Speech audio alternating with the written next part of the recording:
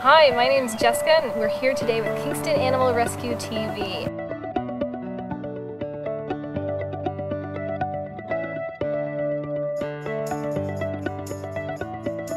Today we're outside and we've got Allison here, who's one of our directors and does so much for our organization, but she also fosters.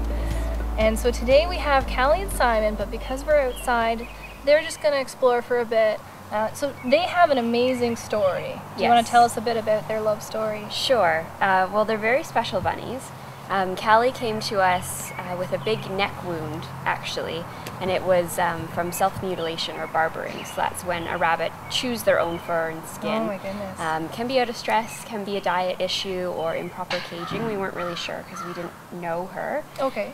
So we addressed all of those issues, but she still had to wear a cone collar for about 8 weeks. Oh goodness, yeah. And eventually Simon came along and moved in next door to her. I was fostering both of them.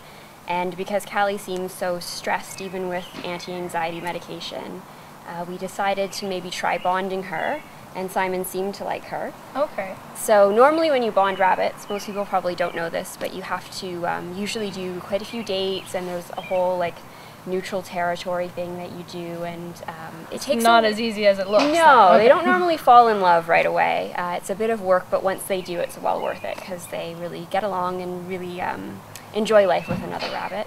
But Callie and Simon, they had one date and they fell madly in love. Wow. And their date went on for hours, and they really rushed things and moved in together right away. And that same day, we were able to take Callie's cone off, and she's never tried to chew her skin again.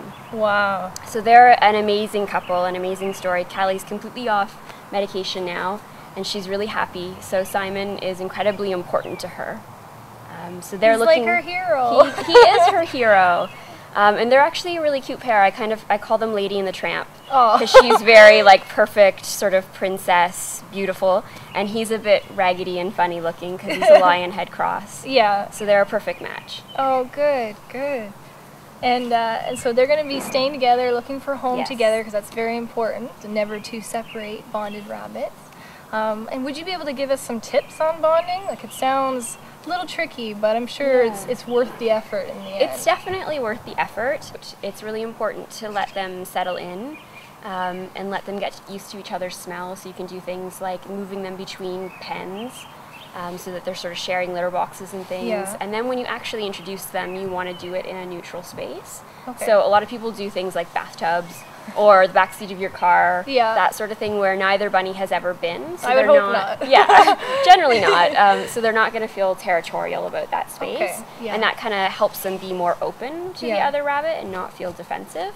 They might even get closer just because they don't know what's going on. Absolutely. And they come to each other. Yes. Hello, this is Callie. Hi, Miss Callie.